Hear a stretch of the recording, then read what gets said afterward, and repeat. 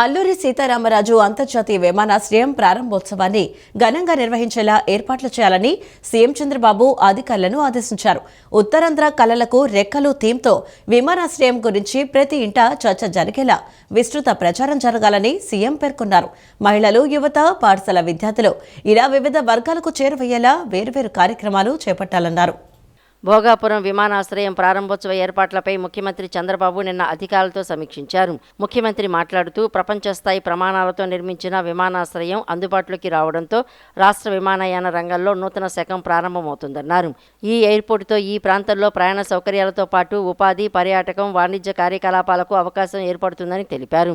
విమానాశ్రయాన్ని ప్రారంభించేందుకు రానున్న ప్రధాని మోడీకి గిరిజన సంప్రదాయ నృత్యం ధింసా, కూచిపూడి నృత్యంతో స్వాగతం పలకాలన్నారు. గిన్నీస్ రికార్డు సృష్టించేలా ఎక్కువ మందితో ధింసా నృత్యం ఉండాలని, ఇది అరకు కాఫీ సహా స్థానిక పర్యాటకానికి బ్రాండింగ్ అవుతుందని పేర్కొన్నారు. ఉత్తరాంధ్ర కళలకు రెక్కలు థీమ్తో విమానాశ్రయం గురించి ప్రతి ఇంటా చర్చ జరిగేలా విస్తృత ప్రచారం జరగాలని సీఎం పేర్కొన్నారు.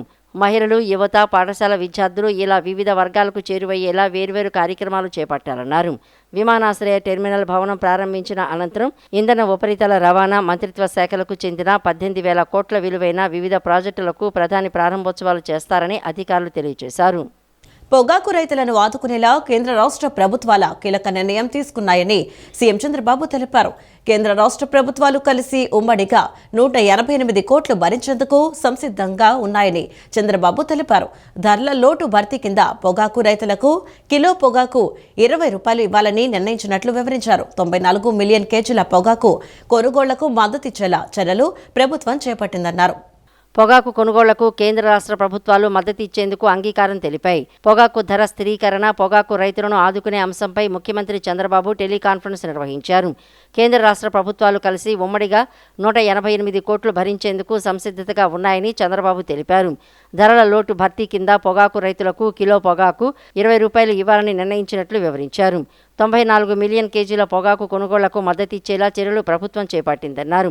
పొగాకు బ్రైట్ రకం కిలో 240, మీడియం రకం పొగాకు 190లో, గ్రేడ్ పొగాకు 110 రూపాయల మేరకు తగ్గకుండా చర్యలు తీసుకోవాలని చంద్రబాబు ఆదేశించారు. పొగాకు రైతులను ఆదుకునేందుకు కేంద్రంతో సీఎం చంద్రబాబు, రాష్ట్ర ప్రభుత్వం నిత్యం సంప్రదింపులు జరిపారు. 2 రోజుల క్రితం సీఎం చంద్రబాబును కేంద్ర వాణిజ్య మంత్రిత్వ శాఖ అదనపు కార్యదర్శి, డైరెక్టర్ కలిశారు. ముఖ్యమంత్రి సూచనల మేరకు పొగాకు రైతులను ఆదుకునేందుకు సహకరించాలని కోరుతూ రాష్ట్రంలోని బయ్యర్లతో కేంద్ర ప్రతినిధులు చర్చలు జరిపారు. పొగాకు రైతులను ఆదుకునేందుకు వివిధ ప్రతిపాదనలపై చర్చించి తుది నిర్ణయం తీసుకున్నట్లు చంద్రబాబు తెలిపారు. డీఎస్సీపై గొడ్డలి పార్టీ అధినేత చేస్తున్న ఆరోపణలపై చర్చకు తాను సిద్ధమని Telugu Desam party national working president Nara Lokesh జగన్కు సవాల్ విసిరారు. డీఎస్సీపై ఆరోపణలతో పాటు వైసీపీ హయాంలో లిక్కర్, భూ కుంభకోణాలపై కూడా చర్చకు తాను సిద్ధంగా ఉన్నట్లు చెప్పారు. 2 లక్షల టీచర్ పోస్టులు భర్తీ చేసిన చరిత్ర టీడీపీది అని, 5 ఏళ్ల వైసీపీ హయాంలో ఒక్క టీచర్ పోస్టు కూడా భర్తీ చేయలేని నీచ చరిత్ర జగన్ది అని తీవ్రస్థాయిలో ధ్వజమెత్తారు. పులివెందుల ఎమ్మెల్యే జగన్కు క్రెడిట్ చోరీ డిజార్డర్ అనే జబ్బు ఉందని, కూటమి ప్రభుత్వం తెచ్చిన ArcelorMittal, Google, Royal Enfield పరిశ్రమలను తానే తెచ్చానని చెప్పుకోవటం ఆయనకున్న జబ్బు లక్షణాలని ఎద్దేవా చేశారు. ఆర్థిక ఇబ్బందులున్న అభివృద్ధి సంక్షేమాన్ని జోడెడ్ల బండిలా ముందుకు తీసుకువెళుతున్నామని, వీటన్నింటినీ పార్టీ క్యాడర్ ప్రజల్లోకి తీసుకువెళ్లాలని లోకేష్ కోరారు. కృష్ణా జిల్లా కంకిపాడు ఆయాన్ కన్వెన్షన్ సెంటర్లో జరిగిన పెనమలూరు అసెంబ్లీ నియోజకవర్గ కార్యకర్తల సమావేశంలో నారా లోకేష్ పాల్గొన్నారు. ఈ సందర్భంగా ఆయన మాట్లాడుతూ వర్టికల్, హారిజంటల్ రిజర్వేషన్లను అమలు చేసి అత్యంత పారదర్శకంగా డీఎస్సీ నిర్వహిస్తే బురద జల్లుతున్నారని పేర్కొన్నారు. 150 రోజుల్లో విజయవంతంగా డీఎస్సీ నిర్వహిస్తే 150 కేసులు వేసి అడ్డుకోవాలని చూశారు. వారు వేసిన కేసులన్నీ న్యాయస్థానాలు కొట్టివేయటం మా చిత్తశుద్ధికి నిదర్శనమని అన్నారు. తెలుగుదేశం పార్టీ సిద్ధాంతం అభివృద్ధి, సంక్షేమం అయితే గొడ్డలి పార్టీ విధానం విధ్వంసం, బూతులు, బాబాయిని గొడ్డలి పార్టీతో లేపేయటం, తల్లి చెల్లిని ఇంటి నుంచి తరిమేయడం, వీటన్నింటినీ ప్రజల్లోకి తీసుకువెళ్లాల్సిన బాధ్యత తెలుగుదేశం పార్టీ కేడర్పై ఉందన్నారు. పసుపు జెండానే మా బలం, బలగం. పసుపు జెండా కార్యకర్తలు లేకపోతే వేదికపైన ఉన్న మాకు పదవులు లేవని, ప్రతిపక్షంలో ఉండగా ఎత్తిన పసుపు జెండా దించకుండా అహర్నిశలు పార్టీ కోసం కష్టపడింది తెలుగుదేశం కార్యకర్తలని అన్నారు. టీడీపీ స్థాపించిన ముహూర్త బలం అద్భుతమైందని, ఓడిపోయిన దగ్గరే గెలవడం మనకు కొత్త కాదన్నారు. టీడీపీ లేకుండా చేస్తామని ప్రగల్భాలు పలికిన వారి పరిస్థితి ఏమైందో మీకే బాగా తెలుసన్నారు. మనందరం చూసాం, ప్రతిపక్షంలో కార్యకర్తలు త్యాగాలు చూసాం. తోట చంద్రయ్య గారు ఒక అద్భుతమైన ఉదాహరణ. మెడపై కత్తి పెట్టి వాళ్ళ నాయకుడికి, వాళ్ళ పార్టీకి జైగొట్టమంటే ప్రాణాలు కోల్పోయినా పర్వాలేదు, జై తెలుగుదేశం, జై చంద్రబాబు అని చెప్పి ప్రాణాలు కోల్పోయారే, ఆ తోట చంద్రేనే మీ లోకేష్ కి స్ఫూర్తి. ఈ రోజు నేను గర్వంగా చెప్పగలుగుతున్నా, చట్టాలు సవరణ చేశాం. భారతదేశ చరిత్రలో ఎప్పుడు లేని విధంగా రాజకీయ కక్షలో ఒక కార్యకర్త చనిపోతే వాళ్ళ కొడుక్కి శాశ్వత ప్రభుత్వ ఉద్యోగం ఇచ్చిన ఘనత ఒక తెలుగుదేశం పార్టీదే. వాళ్ళ అబ్బాయికి ఈరోజు మేము ఉద్యోగం ఇచ్చాం. ముందరికి నడిపిస్తున్నాం ఆ కుటుంబాన్ని నేను ఇప్పటికీ కలుస్తా ఉంటా. ఇంకో పక్కన ఒక తాత ఉన్నాడు, గుర్తున్నాడా? అంజిరెడ్డి తాత. ఎట్ట మర్చిపోతాం? లోకల్ బాడీ ఎన్నికలు జరిగితే ఆయన నామినేషన్ పత్రాలు లాక్కోవాలనుకున్నాడు. మీసాలు మెలేసి తొడగొట్టి రా బిడ్డ రా అని చెప్పాడే, ఆ అంజిరెడ్డి తాతనే మీ లోకేష్ కి స్ఫూర్తి. పల్నాడులో మంజుల గారిని మర్చిపోకూడదు. ఎన్నికల పోలింగ్ సమయంలో ఆమె పైన దాడి చేసి రక్తం కారుతున్నా చివరి ఓటు పడి ఈవీఎం బాక్స్ కి లాక్ వేసే వరకు నిలబడిందే మంజుల గారు. ఆ మంజుల గారే మీ లోకేష్ కి స్ఫూర్తి. ఇది తెలుగుదేశం పార్టీ అంటే. నమ్మకున్న సిద్ధాంతాల కోసం, నమ్మకున్న పార్టీ కోసం, నమ్మకున్న నాయకుడు కోసం అహర్నిశలు నిలబడే కార్యకర్తలే మా అధినేత. మీరందరూ చూశారు, గడిచిన 2 సంవత్సరాలు అనేక ఆర్థిక ఇబ్బందులు ఉన్నాయి. మనకి రాష్ట్రం మన చేతికి వచ్చే సమయానికి 99% ఆదాయం ప్రభుత్వ అధికారుల జీతానికి, పెన్షన్లకి సరిపోయింది. 99%. రూపాయి సంపాదిస్తే రూపాయి 60 పైసల ఖర్చు. అంత ఆర్థిక ఇబ్బంది ఉన్న భారతదేశంలో ఎవ్వరు ఇవ్వని విధంగా 4,000 రూపాయల పెన్షన్ ఈ రోజు ఎన్డీఏ ప్రభుత్వం అందజేస్తుంది. వికలాంగులకు 6,000, బెడ్కే పరిమితం అవుతే 15,000 రూపాయలు మనం అందజేస్తున్నాం. రెండోది స్త్రీ శక్తి. ఇక్కడ మహిళలందరూ వచ్చారు, ఆర్టీసీ బస్సులో హాయిగా తిరుగుతున్నారు ఈ రోజు మహిళలు. దానికి కారణం మన కూటమి ప్రభుత్వం. దీపం పథకం ద్వారా ప్రతి ఏటా 3 గ్యాస్ సిలిండర్లకి డబ్బులు మన అకౌంట్లో వేస్తున్నాం. అది కూడా ఇప్పుడు మార్చిపోతున్నాం. గ్యాస్ సిలిండర్ తీసుకున్నప్పుడు వేస్తాం కాకుండా ప్రతి 4 నెలలకు ఒకసారి ఫిక్స్డ్ డేట్ నాడు ఆ డబ్బులు మా అక్క చెల్లెల అకౌంట్ లో జమ చేయాలని కూటమి ప్రభుత్వం నిర్ణయం తీసుకుంది. కొంతమంది కొన్ని రోగాలు ఉంటాయండి. ఆ సైకోకు ఒక రోగం ఉంది, దాని పేరే సిసిడి. చెప్పండి, సిసిడి, క్రెడిట్ చోరీ డిసార్డర్. క్రెడిట్ చోరీ డిసార్డర్. నేను ఆదిత్య మిత్తల్తో మాట్లాడి ఆసిలర్ స్టీల్ ప్లాంట్ తీసుకొస్తున్నా, బయటకు వచ్చింది. అప్పుడు ఈ మహానుభావుడు ప్రెస్ మీట్ పెట్టి రాదు, ఒరిస్సాకి వెళ్ళిపోతుంది, ఎవడు చెప్పాడు వస్తుందని అన్నాడు. ఎప్పుడైతే శంకుస్థాపన చేశామో ఇట్లన్నీ నేను తీసుకొచ్చాను కదా, నేను వాళ్ళతో మాట్లాడా కదా, మా ముత్తాత వాళ్ళ ముత్తాతకు పరిచయం ఉంది, ఆత్మలు మాట్లాడుకున్నారు, తీసుకొస్తున్నామంటాడు. ఇంకా కొన్ని సంవత్సరాలు పోతే ఆగస్ట్ 15 వచ్చినప్పుడు అంటాడు, మా ముత్తాతనే భారతదేశానికి స్వాతంత్రం తీసుకొచ్చాడంటాడు. విద్యారంగంలో సంస్కరణలు పూర్తయ్యాయని, ఫలితాలపై దృష్టి పెట్టాలని అధికారులను విద్యా ఐటీ శాఖల మంత్రి నారా లోకేష్ ఆదేశించారు. విద్యా వ్యవస్థ బాగుండాలంటే సాఫ్ట్వేర్, హార్డ్వేర్ రెండూ ముఖ్యమేనని చెప్పారు. 10వ తరగతి పరీక్ష ఫలితాల మెరుగుదలపై దృష్టి సారించాలని ఆదేశించారు. విద్యార్థులకు 10వ తరగతి చాలా ముఖ్యమని, 10 ఇంటర్మీడియట్ చదివే సమయంలో తన జీవితంలో మార్పు వచ్చిందని చెప్పారు. ఇప్పుడు మంచి మార్కులు వస్తేనే భవిష్యత్తు బాగుంటుందని అన్నారు.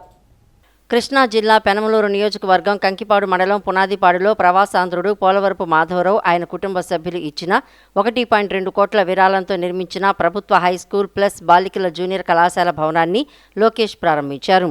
అనంతరం పాఠశాలలోని వసతుల గురించి విద్యార్థులను అడిగి తెలుసుకున్నారు. 10వ తరగతి విద్యార్థులతో ముచ్చటించారు. పునాదిపాడు పాఠశాలలోని విద్యార్థులు అభ్యసన సామర్థ్యాల్లో వెనుకబడి ఉండటంపై మంత్రి అసంతృప్తి వ్యక్తం చేశారు. అద్భుతమైన మౌలిక సౌకర్యాలు, మంచి ఉపాధ్యాయులు ఉన్నప్పటికీ లెర్నింగ్ అవుట్కమ్స్, సమ్మేటివ్, ఫార్మేటివ్ అసెస్మెంట్లో పాఠశాల వెనుకబడి ఉండటం ఏంటని ప్రశ్నించారు. లెర్నింగ్ అవుట్కమ్స్ కేవలం 0.9% రేటింగ్ సాధించడం ఏంటని పేర్కొన్నారు. అనుమతి లేకుండా ఉపాధ్యాయులు గైర్హాజరు కావడాన్ని పూర్తిగా నివారించాలన్నారు. విద్యారంగంలో సంస్కరణలు పూర్తయ్యాయని, ఫలితాలపై ఇక నుంచి దృష్టి పెట్టాలని అధికారులకు సూచించారు. ప్రత్యేక అవసరాలు గల విద్యార్థుల విషయంలో మరింత ఎక్కువ దృష్టి పెట్టాలన్నారు. పాఠశాల అభివృద్ధిలో పూర్వ విద్యార్థులను కూడా భాగస్వాములను చేయాలని సూచించారు. ప్రారంభోత్సవ కార్యక్రమంలో మంత్రులు కొల్లు రవీంద్ర, వాసంశెట్టి సుభాష్, ఎమ్మెల్యేలు బోడే ప్రసాద్, కామినేని శ్రీనివాస్, వెనిగండ్ల రాము, ఎమ్మెల్సీ అనురాధ, దాత మాధవరావు తదితరులు పాల్గొన్నారు. First of all overall rating లో వెనకబడి ఉంది. సెకండ్ మీరు చూస్తే లెర్నింగ్ అవుట్కమ్స్ లో వెనకబడి ఉన్నాం. ఇప్పుడు లెర్నింగ్ అవుట్కమ్స్ లో హెచ్ఎం గారు మీరు ఎప్పుడు చేరారు? ఇక్కడ 3 సంవత్సరాలు అయింది. సో హెచ్ఎం గారు వచ్చినది కొంత మెరుగుపడింది. 60% పాస్ రేట్ 70 వచ్చింది. State average 78. మీరు చూస్తే లెర్నింగ్ అవుట్కమ్స్లో స్కూల్ వెనుకబడింది 0.9 out of 5. And I'll draw your attention to academic performance.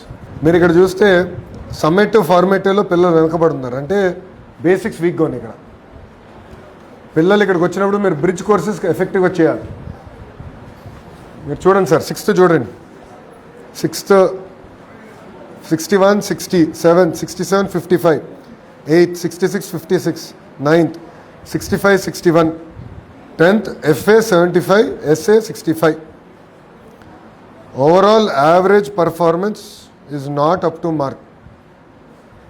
కొంచెం ఎక్కువ శ్రద్ధ పెట్టాలి, ఎందుకంటే ఇంత అర్బన్ ఏరియాకి దగ్గరున్న స్కూల్ అంటే మీకు విజయవాడకి పెద్ద దూరం కాదు. మీరు మార్కులు ఇంత వెనకబడతాం కరెక్ట్ కాదు. రేషన్ కార్డుదారులకు తక్కువ ధరలకే నాణ్యమైన నిత్యావసర సరుకులను అందించడానికి రాష్ట్ర ప్రభుత్వం కృషి చేస్తుందని పౌర సరఫరాల శాఖ మంత్రి నాదెండ్ల మనోహర్ అన్నారు. రాష్ట్ర పౌర సరఫరాల శాఖ కమిషనర్ హెచ్ కన్నబాబుతో కలిసి ఢిల్లీలో national cooperative consumer forum MD Anees జోసెఫ్తో నిన్న ఎంఓయూ కుదుర్చుకున్నారు.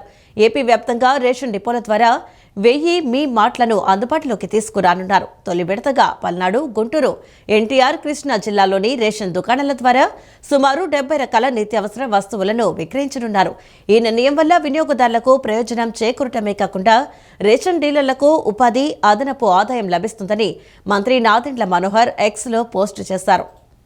గ్రామస్థాయి వైద్య వ్యవస్థను బలోపేతం చేసేందుకు ఫలితాల ఆధారంగా పిహెచ్సిల పనితీరును మెరుగుపరిచేలా నూతన విధానం ప్రవేశపెడుతున్నట్లు వైద్యారోగ్య శాఖ మంత్రి సత్యకుమార్ యాదవ్ తెలిపారు.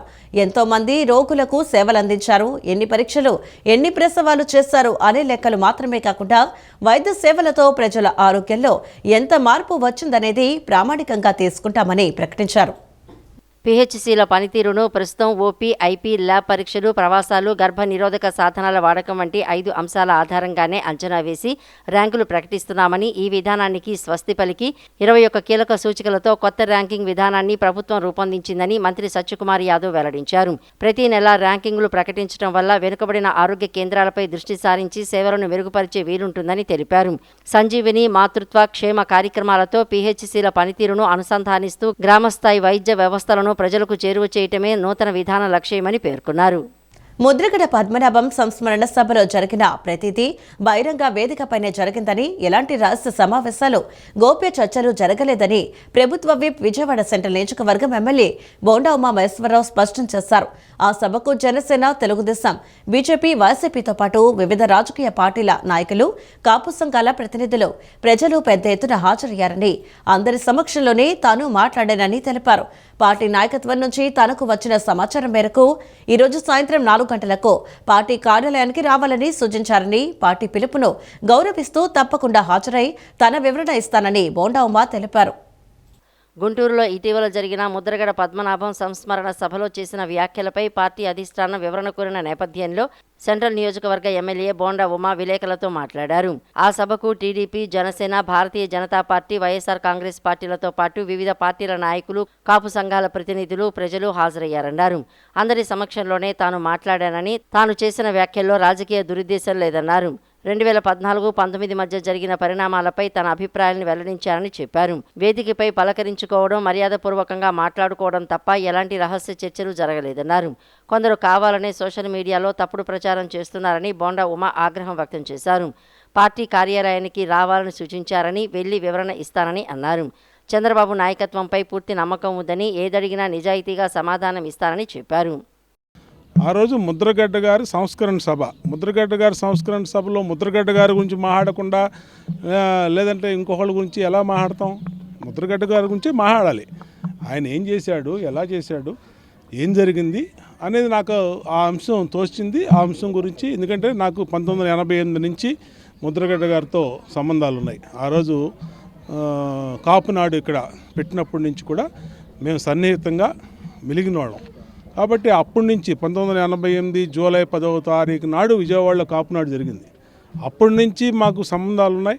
ఆ రోజు నేను ముద్రగడ్డ గారు నిరాహార దీక్ష కూర్చుంటే తెలుగుదేశం పార్టీ శాసనసభ్యుడిగా ఉంటూ నేను ఆయన్ని ఆపటానికి కాకినాడ వెళ్ళి తోట త్రిమూర్తులు గారిని కూడా, ఆయన కూడా ఎమ్మెల్యే, టీడీపీ ఎమ్మెల్యే, ఇద్దరం కలిసి ముద్రగడ్డ గారి ఇంటికి వెళ్ళి ఆయన్ని నిరాధ్యక్ష చేయొద్దండి, మీరు సమస్యలు ఏమైనా ఉంటే ముఖ్యమంత్రి గారి దృష్టిలో పెడదామని చెప్పి ఆయనతో మాట్లాడి నెక్స్ట్ డే మార్నింగే ముఖ్యమంత్రి గారు వైజాగ్లో ఉంటే నేను తోట త్రిమూర్తులు గారు మళ్ళీ విశాఖపట్నం వెళ్ళి విశాఖపట్నంలో ముఖ్యమంత్రి గారికి దృష్టిలో అన్నీ పెట్టబట్టి చంద్రబాబు గారికి ఎమ్మంటే ఆయన ఇద్దరు మంత్రులు పంపించాడు, అచ్చెన్నాయుడును ఇంకో మంత్రి కిర్లంపూడి వెళ్ళి కిర్లంపూడిలో ఆయనతో మాట్లాడి ఆయన అడిగిన విషయాలన్నింటినీ కూడా పరిశీలిస్తామని చెప్పి హామీ ఇచ్చి ప్రభుత్వం తరఫున చేశారు. నిమ్మల రామానాయుడు గారు ఎవరైతే ఉన్నారో వాళ్ళకు కూడా అదే చెప్తాం, ఎందుకు ఏముండేది దీంట్లో, ఉన్న విషయాలే చెప్తాం, ఉన్న విషయాలే మళ్ళీ ఆ రోజు మాట్లాడింది. ఎన్నో పోరాటాలు చేసాం. 2019-24 మధ్య 2 సార్లు బోండావమ్మ మీద హత్యాయత్నం జరిగింది, మాచర్ల, గుడివాడ. అయినా సరే పార్టీకి పనిచేసి. కాబట్టి నేనేంటో మా అధినేతకు తెలుసు, పార్టీ ఏంటో నాకు తెలుసు. పార్టీని ఇబ్బంది పెట్టే వ్యాఖ్యలు నేను చేయలే, ఉన్నది ఉన్నట్టు మాట్లాడడం. రేపు ఏదన్నా కమిటీ మాట్లాడినప్పుడు అదే విషయాన్ని వాళ్ళకి. ప్రజల నుంచి వచ్చే ప్రతి వినతిని నిర్దేశిత గడువులోగా పూర్తి స్థాయిలో పరిష్కరించాలని ఎన్టీఆర్ జిల్లా కలెక్టర్ లక్ష్మీషా అధికారులను ఆదేశించారు. పెండింగ్లో ఉన్న వినతులను వెంటనే పరిశీలించి పరిష్కరించిన అనంతరం ఆన్లైన్లో డిస్పోజ్ చేయాలని స్పష్టం చేశారు. విజయవాడ కలెక్టరేట్లోని పింగళి వెంకయ్య ఆడిటోరియంలో నిన్న నిర్వహించిన ప్రజా సమస్యల పరిష్కార వేదిక కార్యక్రమానికి జిల్లా నలుమూలల నుంచి ప్రజలు పెద్ద సంఖ్యలో హాజరై తమ సమస్యలపై వినతి పత్రాలు, ఫిర్యాదులను జిల్లా కలెక్టర్ డాక్టర్ జి లక్ష్మీశ, జిల్లా జాయింట్ కలెక్టర్ ఎస్ ఎలక్కయ్య అధికారులకు అందజేశారు. ఈ కార్యక్రమంలో మొత్తం 187 వినతులు అందగా వాటిలో అత్యధికంగా రెవెన్యూ శాఖకు చెందిన 51 వినతులు నమోదయ్యాయి. అలాగే MAUD 32, పోలీస్ 25, పంచాయతీరాజ్ 18 వినతులు నమోదు కాగా మిగిలిన శాఖలకు సంబంధించి 7 నుండి 1 వరకు వినతులు నమోదు కావడం జరిగింది. ఈ సందర్భంగా జిల్లా కలెక్టర్ డాక్టర్ జి లక్ష్మీశ మాట్లాడుతూ ప్రజల నుంచి వచ్చే ప్రతి వినతిని నిర్దేశిత గడువులోగా పూర్తి స్థాయిలో పరిష్కరించాలని అధికారులను ఆదేశించారు. పెండింగ్లో ఉన్న వినతులను వెంటనే పరిశీలించి పరిష్కరించిన అనంతరం ఆన్లైన్లో డిస్పోజ్ చేయాలని స్పష్టం చేశారు. PGRS వినతుల పరిష్కారంలో నిర్లక్ష్యం లేదా ఆలస్యం సహించేది లేదని హెచ్చరించారు. అధికారులు PGRS పోర్టల్ను ఎప్పటికప్పుడు పరిశీలిస్తూ పెండింగ్లో ఉన్న వినతులపై ప్రత్యేక దృష్టి సారించాలని సూచించారు. ముఖ్యంగా రెవెన్యూ, భూ వివాదాలు, సర్వే సమస్యలు వంటి ప్రజలకు నేరుగా సంబంధించిన అంశాలను ప్రాధాన్యతతో పరిష్కరించాలని ఆదేశించారు. ప్రతి గ్రీవెన్స్ నిర్దేశిత సమయ పరిమితిలో పూర్తి కావడంతో పాటు అర్జీదారునికి సంతృప్తికరమైన పరిష్కారం అందేలా చర్యలు తీసుకోవాలన్నారు. ఇటీవల కురిసిన వర్షాల నేపథ్యంలో రైతులకు అవసరమైన ఎరువులు సమృద్ధిగా అందుబాటులో ఉండేలా అధికారులు ప్రత్యేక చర్యలు చేపట్టాలని ఆదేశించారు. మండలాల వారీగా నియమించబడిన స్పెషల్ అధికారులు ఆయా మండలాలను సందర్శించి ఎరువుల దుకాణాలను తనిఖీ చేయాలని సూచించారు. ఎక్కడా ఎలాంటి ఫిర్యాదులు, ప్రతికూల నివేదికలు రాకుండా చూడాలని, అవసరమైన ప్రతి రైతుకు ఎలాంటి ఇబ్బందులు లేకుండా ఎరువులు అందేలా చర్యలు తీసుకోవాలని తెలియజేశారు. ప్రభుత్వం అమలు చేస్తున్న సంక్షేమ పథకాలతో ప్రజలు సంతృప్తి వ్యక్తం చేస్తున్నారని, ఎక్కడికి వెళ్లినా కూటమి ప్రభుత్వానికి ప్రజలు విశేష ఆదరణ చూపుతున్నారని విజయవాడ సెంట్రల్ నియోజకవర్గం ఎమ్మెల్యే బోండా ఉమామహేశ్వరరావు అన్నారు. విజయవాడ సెంట్రల్ నియోజకవర్గ అభివృద్ధికి గత 2 ఏళ్లలో సుమారు 550 కోట్లతో అభివృద్ధి పనులు చేపట్టామన్నారు. ఇంకా మిగిలిన పనులను కూడా దశల వారీగా పూర్తి చేసి నియోజకవర్గాన్ని మరింత అభివృద్ధి పదంలో నడిపిస్తామని బోండా ఉమామహేశ్వరరావు స్పష్టం చేశారు. కూటమి ప్రభుత్వం అధికారంలోకి వచ్చి 2 ఏళ్లు పూర్తి చేసుకున్న సందర్భంగా ముఖ్యమంత్రి నారా చంద్రబాబు నాయుడు ఆదేశాల మేరకు తెలుగుదేశం పార్టీ ప్రతిష్టాత్మకంగా నిర్వహిస్తున్న 2 ఏళ్ల నమ్మకం, సంక్షేమం, అభివృద్ధి ఇంటింటి ప్రచార కార్యక్రమం విజయవాడ సెంట్రల్ నియోజకవర్గం 1వ డివిజన్ గాంధీజీ కాలనీ వినాయకుడి గుడి వద్ద నుండి నిన్న నిర్వహించారు. ఈ కార్యక్రమంలో ప్రభుత్వ విప్, సెంట్రల్ నియోజకవర్గ శాసనసభ్యులు బోండా ఉమామహేశ్వరరావు స్వయంగా ఇంటింటికి వెళ్లి ప్రజలను కలిసి కరపత్రాలు పంపిణీ చేశారు. ముందుగా వినాయకుడి గుడి నందు స్వామివారి దర్శనం చేసుకుని కొబ్బరికాయ కొట్టి కరపత్రాన్ని స్వామివారి పాదాల వద్ద పెట్టి ఇంటింటికి వెళ్లి వారి సమస్యలను అడిగి తెలుసుకున్నారు. ఈ సందర్భంగా బోండా ఉమా మాట్లాడుతూ ముఖ్యమంత్రి నారా చంద్రబాబు నాయుడు ఆదేశాల మేరకు రాష్ట్ర వ్యాప్తంగా కూటమి ప్రభుత్వం 2 ఏళ్ల పాలనలో సాధించిన అభివృద్ధి, అమలు చేస్తున్న సంక్షేమ పథకాలను ప్రజలకు వివరించేందుకు చేపట్టిన ఇంటింటికి తెలుగుదేశం కార్యక్రమానికి విజయవాడ సెంట్రల్ నియోజకవర్గంలో శ్రీకారం చుట్టామని తెలిపారు.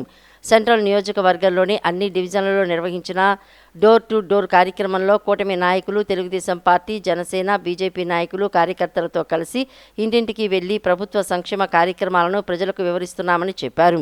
ఎన్నికల్లో ఇచ్చిన సూపర్ 6 హామీలను ఒక్కొక్కటిగా అమలు చేస్తున్నామని, అధికారంలోకి వచ్చిన తొలి నెలలోనే సామాజిక పెన్షన్ను 3,000 నుంచి 4,000కు పెంచామని, మహిళలకు ఏడాదికి 3 ఉచిత గ్యాస్ సిలిండర్లు అందిస్తున్నామని, తల్లికి వందనం పథకాన్ని కుటుంబంలో ఎంతమంది అర్హులైన పిల్లలు ఉంటే అంతమందికి వర్తించేలా అమలు చేస్తున్నామని తెలిపారు. ఎక్కడికి వెళ్ళినా ప్రజలు సంతోషంగా ఉన్నారు. ప్రజలందరూ కూడా సంక్షేమ పథకాలన్నీ ఏదైతే సూపర్ 6 హామీలు ఇచ్చామో ఆ హామీలన్నింటిని కూడా అమలు చేస్తూ ఉన్నాం. సంక్షేమ పథకాలు ఇచ్చిన మాట ప్రకారం 3,000 పెన్షన్ 4,000 చేసాం తొలి నెలలోనే. అట్లాగే మహిళలందరికీ గుదిబండలాగా మారిన గ్యాస్ బండని 3 సిలిండర్ ఉచితంగా ఇస్తున్నాం. అంతేకాకుండా తల్లికి వందనం, ఎంతమంది పిల్లలు ఉంటే అంతమంది తల్లికి వందనం ఇస్తున్నాం. అట్లాగే అన్ని సంక్షేమ పథకాలు కూడా ఇవ్వటం వల్ల ప్రజలు సంతోషం వ్యక్తం చేస్తున్నారు.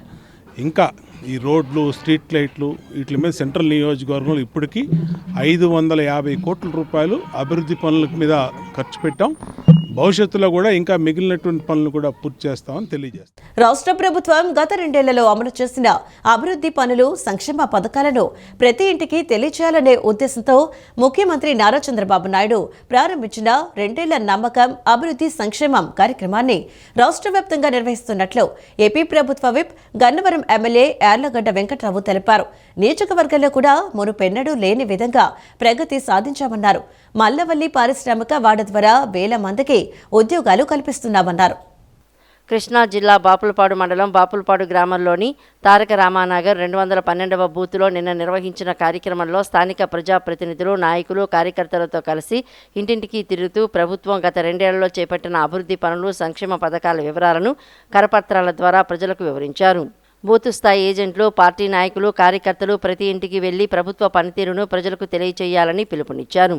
బాపులపాడు PHC పరిధిలో ఇప్పటికే 2,700 మందికి, నియోజకవర్గ వ్యాప్తంగా సుమారు 25,000 మందికి రక్త పరీక్షలు నిర్వహించడం అభినందనీయమని యార్లగడ్డ వెంకట్రావు పేర్కొన్నారు. ఇంకా మిగిలిన వారికి కూడా త్వరితగతిన పరీక్షలు పూర్తి చేయాలని అధికారులను ఆదేశించినట్లు తెలిపారు. రైతుల సమస్యలపై రాజకీయాలు చేయటం సరికాదని, ఆరుగాలం శ్రమించే రైతుల ఇబ్బందులను రాజకీయ ప్రయోజనాల కోసం వాడుకోవడం వైసీపీ నాయకుల అవివేకమని విమర్శించారు. రైతులకు పంపిణీ చేసిన మోటార్లను తిరిగి తీసుకువెళ్లడం హేయమైన చర్య అని పేర్కొన్నారు. రైతులు ఇబ్బందులు పడకుండా తన సొంత నిధులతో 1.68 కోట్ల వ్యయంతో మోటార్లను పంపిణీ చేశారని గుర్తు చేశారు. రైతులకు పంపిణీ చేసిన మోటార్లను ఎందుకు వెనక్కి తీసుకున్నారో మాజీ ఎమ్మెల్యే ప్రజలకు సమాధానం చెప్పాల్సిన అవసరం ఉందన్నారు. గన్నవరం రైతాంగానికి శాశ్వత సాగునీటి పరిష్కారం కోసం ముఖ్యమంత్రి దృష్టికి పలుమార్లు సమస్యను తీసుకువెళ్లడంతో పోలవరం కూడి ప్రధాన కాలువ, ఏలూరు కాలువ అనుసంధానానికి 38 కోట్లు, ఎన్కేపాడు అండర్ టెన్నెల్ విస్తరణకు 36 కోట్లు మంజూరయ్యాయని తెలియజేశారు. ఈ పనులు పూర్తయితే కాలువ సామర్థ్యం పెరిగి సుమారు 80,000 ఎకరాలకు సాగునీరు అందే అవకాశం ఉంటుందన్నారు. ప్రస్తుతం 800 క్యూసెక్కుల నీటితో చివరి ప్రాంతాలకు నీరు చేరడం సాధ్యం కాదని, కనీసం 1,200 క్యూసెక్కుల ప్రవాహం అవసరమని వివరించారు. రైతు సోదరులకు, ఆరుగాలం కష్టపడే రైతు సోదరులకి నేను జిల్లా కలెక్టర్ రివ్యూ మీటింగ్లో కూడా మాట్లాడా.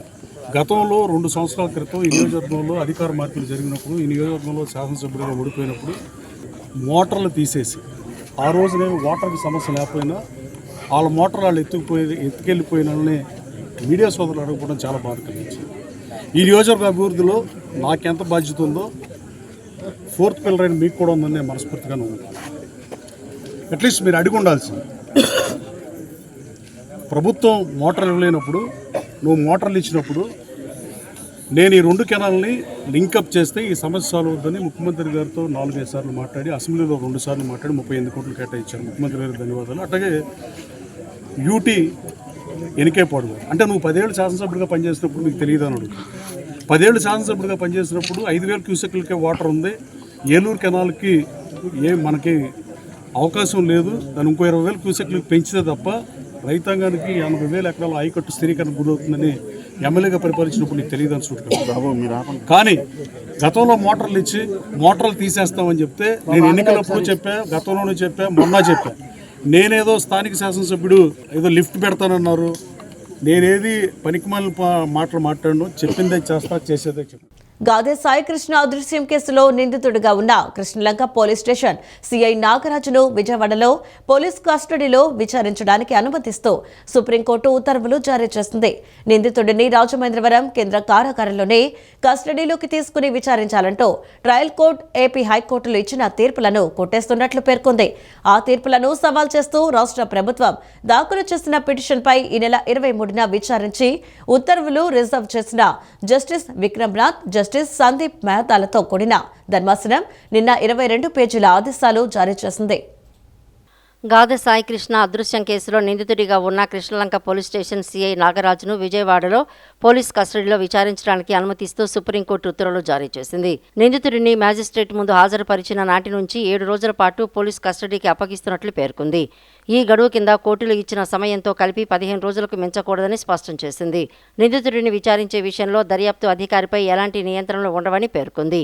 నిందితుడిని కేవలం రాజమహేంద్రవరం సెంట్రల్ జైల్లోనే విచారించాలన్న కింది కోర్టు ఉత్తర్వులు అమలు చేయడం సాధ్యం కాదని, అది న్యాయబద్ధం కూడా కాదని పేర్కొంది. సిట్కు సంబంధించిన దర్యాప్తు కేంద్రంలో కానీ, లేదంటే విజయవాడ పోలీసు అధికారుల ఆధ్వర్యంలోని ఇతరత్ర ఏదైనా స్థలంలో కానీ విచారించవచ్చని స్పష్టం చేసింది. కస్టోడియల్ ఇంటరాగేషన్ను సీసీటీవీ కవరేజ్, వీడియోగ్రఫీ పర్యవేక్షణలో చేయాలన్న కింది కోర్టు ఉత్తర్వులను సమర్థించింది. నిందితుడిని విచారించే సమయంలో కానీ, లేదంటే అతడి నుంచి ఏదైనా స్వాధీన ప్రక్రియ కొనసాగించేటప్పుడు ఆడియో, వీడియో రికార్డింగ్ చేస్తే సరిపోతుందని పేర్కొంది. అంతే తప్పితే అతన్ని ఒకచోటు నుంచి మరో చోటుకి తరలించే ప్రక్రియను మొత్తం రికార్డు చేయాల్సిన అవసరం లేదని స్పష్టం చేసింది. నిందితుడికి సంబంధించిన న్యాయవాది పోలీసు విచారణ ప్రక్రియను దూరం నుంచి చూడటానికి అనుమతించింది. పోలీసు కస్టడీ గడువు పూర్తయిన వెంటనే నిందితుడి విచారణకు సంబంధించిన CCTV footage, videography recordings Vijayawada మ్యాజిస్ట్రేట్కు అప్పగించాలని నిర్దేశించింది. సుప్రీంకోర్టు, హైకోర్టులు చేసిన వ్యాఖ్యల ప్రభావానికి లోను కాకుండా సిట్ ఈ కేసులో న్యాయబద్ధంగా, శాస్త్రీయంగా దర్యాప్తు జరపాలని ఆదేశించింది. 10 లక్షలకు పైగా జనాభా ఉన్న నగరాల్లో పాలన మరింత సమర్థంగా అందించేందుకు నీతి ఆయోగ్ కీలక సంస్కరణలు ప్రతిపాదించింది. నగర ప్రజలే నేరుగా మేయర్ను ఎన్నుకునే విధానాన్ని అమలు చేయాలని రాష్ట్రాలకు సూచించింది. మేయర్కు 5 ఏళ్ల పదవీ కాలంతో పాటు పూర్తి కార్యనిర్వాహక అధికారాలు ఇవ్వాలని పేర్కొంది. మేయర్ అధికారాలు పరిమితంగా ఉండడంతో నగరాభివృద్ధికి సంబంధించిన నిర్ణయాల్లో జాప్యం జరుగుతోందని వివరించింది. మిలియన్ ప్లస్ నగరాల్లో సమర్థ పాలనపై నీతి ఆయోగ్ ప్రత్యేకంగా నివేదిక రూపొందించి రాష్ట్రాలకు పంపింది. బలమైన రాజకీయ నాయకత్వం, స్పష్టమైన అధికారాలు, పరిపాలన వికేంద్రీకరణతోనే నగరాల్లో మెరుగైన సేవలు, వేగవంతమైన అభివృద్ధి, సమర్థ పాలన అందించవచ్చని అందులో పేర్కొంది. కొన్ని ప్రతిపాదనలు చేసింది. పరోక్ష విధానంలో ఎన్నికవుతున్న మేయర్లను 5 ఏళ్ల పదవీ కాలంలో 2-3 సార్లు మార్చేస్తున్నారు. ముంబై, బెంగళూరు, ఢిల్లీ నగరాల్లో ఏడాది నుంచి 2.5 ఏళ్లకు ఒకసారి మేయర్లను మార్చిన సందర్భాలు ఉన్నాయి. ఇది నగర పరిపాలనపై తీవ్ర ప్రభావం చూపుతుంది. లోపభూయిష్ట నిర్ణయాల వల్ల మేయర్లతో సహా పాలకవర్గ సభ్యులు పాలనపై పూర్తిగా దృష్టి సారించలేకపోతున్నారు. పదవులు కాపాడుకోవడానికే పరిమితమవుతున్నారు. ప్రత్యక్ష విధానంలో మేయర్లను ఎన్నుకుంటే 5 ఏళ్ల పాటు కొనసాగే పాలనపై దృష్టి సారిస్తారు. నగర మేయర్లు, మున్సిపల్ చైర్మన్లకు కార్యనిర్వాహక బాధ్యతలతో పాటు జనాభా ఆధారంగా నిధుల మంజూరుపై అధికారాలు కల్పించాలి. అభివృద్ధి పనులకు నిధుల కేటాయింపుపై వీరికి ఇప్పటి వరకు తగిన అధికారాలు లేవు. పాలకవర్గ సమావేశాల్లో చేసిన తీర్మానాల మేరకే కమిషనర్లు నిధులు కేటాయిస్తున్నారు. మున్సిపాలిటీల్లో చైర్మన్ల పరిస్థితి మరీ దారుణంగా ఉంటుంది. ఒకే నగరంలో అనేక సంస్థలు వేర్వేరుగా పనిచేసే విధానాన్ని కుదించాలి. రవాణా, నీటి సరఫరా, మురుగునీటి నిర్వహణ, పట్టణ ప్రణాళిక వంటి సేవలను సమన్వయంతో నిర్వహించే ఏకీకృత నగరపాలనా వ్యవస్థ ఉండాలి. ఆస్తి పన్ను వసూలను పటిష్టం చేసి వినియోగదారుల సేవా రుసుమును శాస్త్రీయంగా నిర్ణయించాలి. మున్సిపల్ బాండ్లతో నిధులు సమీకరించి అభివృద్ధి పనులు చేపట్టాలి. మున్సిపాలిటీ పరంగా అన్ని పౌర సేవలను ఆన్లైన్లోనే అందించాలి. ఐజీఎస్ ఆధారిత ఆస్తుల మ్యాపింగ్, సమగ్ర నగర డేటా వ్యవస్థ, రియల్ టైం పర్యవేక్షణను అమలు చేయాలి. పట్టణ ప్రణాళిక, రవాణా, పర్యావరణం, ఆర్థిక నిర్వహణ వంటి అంశాల్లో నిపుణులను నియమించి పట్టణ స్థానిక సంస్థల సామర్థ్యాన్ని పెంచాలి. వార్డు కమిటీలు, నివాసితుల సంక్షేమ సంఘాల భాగస్వామ్యాన్ని పెంచి ప్రజల అభిష్టం మేరకు పాటించాలి. పట్టణాల విస్తరణ దృష్ట్యా మెట్రోపాలిటన్ ప్లానింగ్ కమిటీలకు అధికారాలు, బాధ్యతలు పెంచాలి. గత ప్రభుత్వంలో ఆటో డ్రైవర్లు, నాయకుల ఇళ్లలో పనిచేసే వారితో గ్రూప్ 1 జవాబు పత్రాల్ని మూల్యాంకనం చేయించిన వైకాపా అధినేత జగన్ ఆ పార్టీ నేతలకు మెగా డిఎస్సీ గురించి మాట్లాడే అర్హత లేదని టీడీపీ ఎమ్మెల్సీలు భూమిరెడ్డి రామ్ గోపాల్ రెడ్డి, కంచల్ల శ్రీకాంత్ ధ్వజమెత్తారు. మీ ప్రభుత్వంలో క్రీడా కోట కింద నిబంధనలకు విరుద్ధంగా భర్తీ చేసిన గ్రామ వార్డు సచివాలయ పోస్టుల గురించి చర్చకు సిద్ధమా అని జగన్ కు సవాల్ విసిరారు. మంగళగిరిలోని టీడీపీ కేంద్ర కార్యాలయంలో వారు నిన్న విలేకరులతో మాట్లాడారు. మంత్రి లోకేష్ రాష్ట్ర విద్యారంగాన్ని దేశానికి తలమానికంగా తీర్చిదిద్దుతున్నారనే కక్షతో వైకాపా నేతలు మెగా డిఎస్సీ మీద విషం కాక్కుతున్నారని మండిపడ్డారు. నిరాధార ఆరోపణలతో అలజడి సృష్టించే ప్రయత్నం చేస్తున్నారని రామ్ గోపాల్ రెడ్డి ధ్వజమెత్తారు. మెగా డిఎస్సీని అడ్డుకోవడానికి కోర్టులో 240కి పైగా కేసులు వేయించిన చరిత్ర వైకాపా వారిదేనని శ్రీకాంత్ దుయ్యబట్టారు. లోకేష్ బాబు గారికి వస్తున్న ప్రతిష్టను చూసి ఓర్వలేక, రాజకీయంగా ఆయనతో పోటీ పడలేక గొడ్డల పార్టీ అధినేత ఆయన సైకో ముఠ ఈ రాష్ట్రంలో గందరగోళం సృష్టించాలని, విద్యా వ్యవస్థకు ఏదో అవుతుందని చెప్పి మాట్లాడడం జరుగుతోంది. ముఖ్యంగా ఇటీవలనే మెగా డిఎస్సి ద్వారా 16,000 పైగా ఉపాధ్యాయులు నియమించి పాఠశాలను బలోపేతం చేయడం, అదేవిధంగా తల్లికి వందనం ద్వారా ఎంతమంది పిల్లలు ఆ కుటుంబంలో ఉంటే వారందరికీ డబ్బులు వేసి అందరినీ కూడా ఆర్థికంగా బలోపేతం ఇటీవలనే చేయడం జరిగింది. ఇవన్నీ కూడా చూసి ఓర్వలేక డిఎస్సిలో ఏదో జరిగిపోయిందని చెప్పి అరిగిపోయిన రికార్డునే మళ్ళీ టేపు తిప్పుతూ రాష్ట్రంలో గందరగోళం చేయాలని చెప్పి ప్రయత్నం జరుగుతూ ఉంది. నీట్ ఎగ్జామ్లో పేపర్ లీక్ అయిందని చెప్పి కేంద్ర ప్రభుత్వమే గుర్తించిన తర్వాత నీట్ పరీక్షను రద్దు చేయడం జరిగింది. దాని కొనసాగింపుగా ఇటీవలనే గత 2 రోజుల క్రితమే మానవ వనరుల శాఖ కేంద్ర మంత్రివర్యులు ధర్మేంద్ర ప్రధాన్ గారు రాజీనామా చేయడం జరిగింది.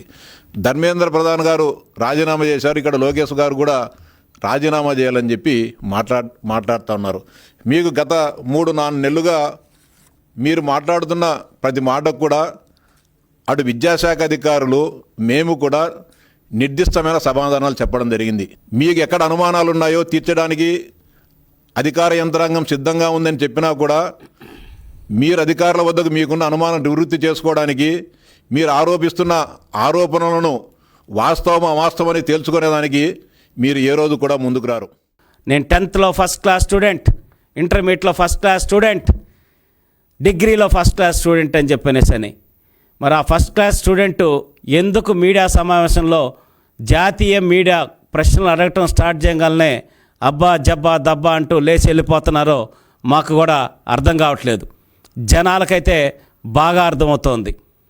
సమాధానం చెప్పలేనప్పుడు, మీరు మాట్లాడే దాంట్లో నిజం లేనప్పుడు మాత్రమే అట్లా పారిపోయేటటువంటి పరిస్థితి ఉంటుంది. ప్లస్ మనకి భాష మీద కూడా ఎటువంటి పట్టు ఉందో ఒకసారి రాష్ట్ర ప్రజలందరూ చూస్తున్నారు.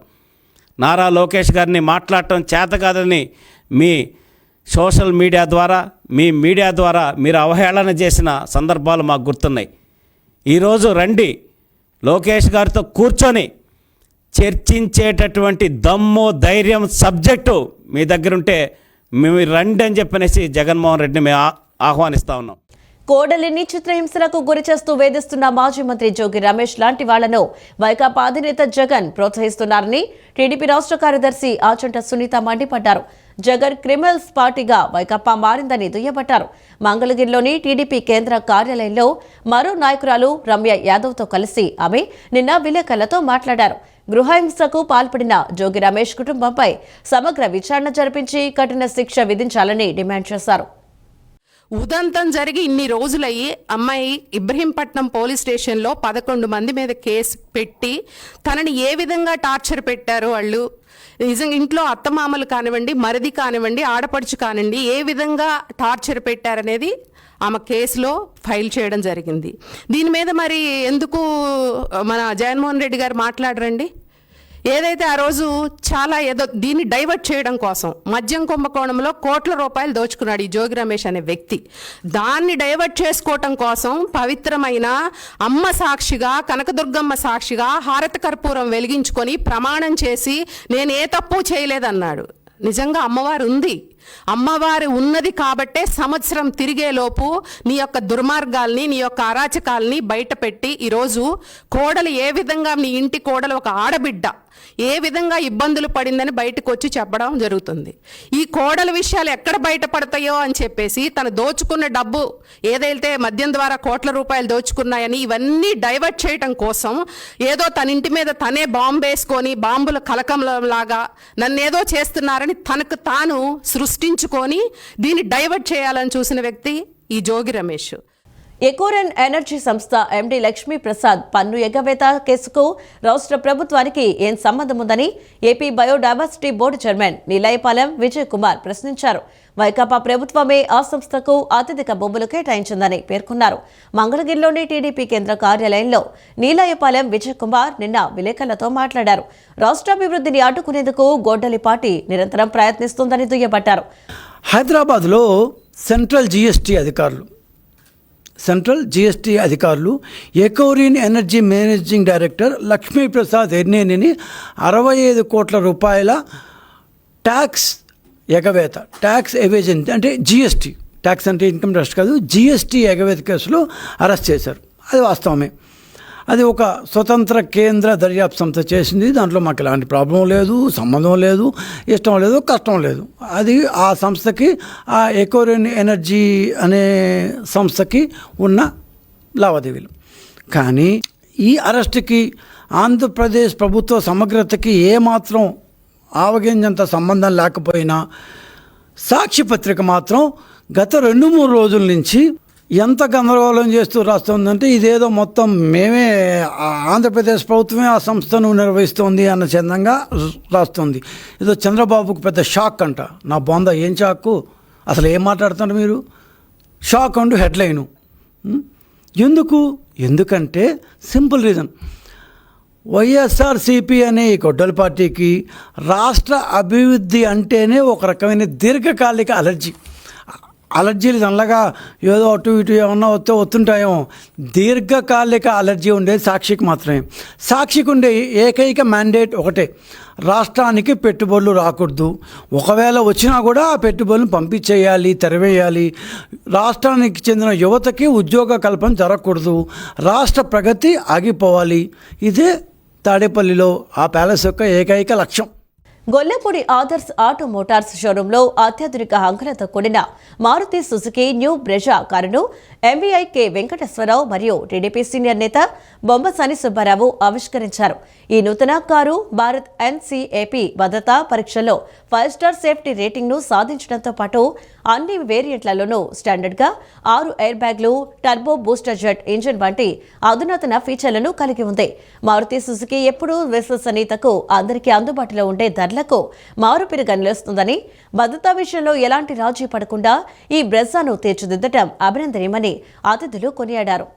అత్యాధునిక సాంకేతికత, ఆకర్షణీయమైన డిజైన్, అత్యుత్తమ భద్రతా ప్రమాణాలతో కూడిన మారుతి సుజుకి న్యూ బ్రెజా కారును గొల్లపూడి ఆదర్శ్ ఆటో మోటార్స్ షోరూంలో ఆవిష్కరించారు.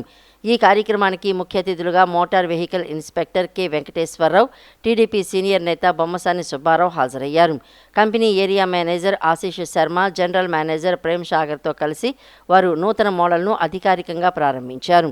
ఈ సందర్భంగా motor vehicle inspector K Venkateswararao మాట్లాడుతూ, మారుతి సుజుకి అనగానే అందరికీ గుర్తొచ్చేది విశ్వసనీయత, అధిక మైలేజ్ అని కొనియాడారు. Bharat new car assessment programme నిర్వహిస్తున్న భద్రతా పరీక్షల్లో పెద్దల మరియు పిల్లల రక్షణలో భాగంగా న్యూ బ్రెజా పూర్తి 5 స్టార్ సేఫ్టీ రేటింగ్ సాధించడం అభినందనీయమని అన్నారు. దీంట్లో ఎన్నో అధునాతన ఫీచర్లు ఉన్నాయని చెప్పి మేనేజ్మెంట్ వారు చెప్పడం ద్వారా తెలిసింది. మారుతి సెగ్మెంట్లో ప్రజెంట్ 1.1 లీటర్ ఇంజన్లోనే టర్బోజెట్ ఇదితో వచ్చిన వెర్షన్ ఇది. దీంట్లో మంచి పికప్తో పాటు మంచి మైలేజ్ కూడా వస్తుందని చెప్పి మనకి మేనేజ్మెంట్ వారు చెప్పడం జరిగింది.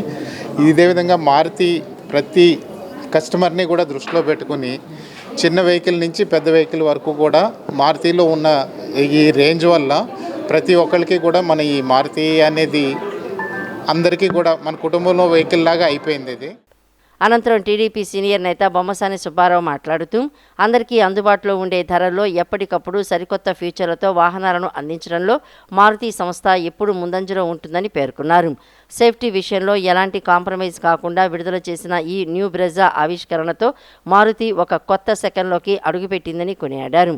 ఆదర్శ్ ఆటో మోటార్స్ వినియోగదారులకు మరింత నాణ్యమైన సేవలు అందిస్తూ అగ్రపథంలో దూసుకుపోవాలని ఆకాంక్షించారు. ఇప్పటికి 14 లక్షల మంది ప్రజలు ఈ కారుని ఉపయోగించుకుంటున్నారంట. మన ప్రాంత ప్రజలు కూడా మన గ్రామంలో ఉన్నటువంటి ఇప్పుడు లేటెస్ట్ ఇవాళ, ఎందుకంటే ఇవాళ రోడ్డు మీద టెక్నాలజీతోనే బండ్లు నడవాల్సిన పరిస్థితి వచ్చేసింది. ట్రాఫిక్ అంత పెరిగింది. మనకి ఇదివరకు రివర్స్ చేయాలంటే వెనక చూసుకుంటే వెళ్ళాలి. ఇవాళ కారులో కూర్చుంటేనే మొత్తం ఎలా రివర్స్ చేయాలో కూడా అన్ని టెక్నాలజీ బాగా వచ్చింది. మారుతి వారు మన దేశంలో ఆ కంపెనీ ఏ రోజైతే వచ్చిందో అప్పటి నుంచి ప్రజలకు మాత్రం బాగా సౌకర్యవంతమైనటువంటి వాహనాలు తయారు చేస్తున్నారు.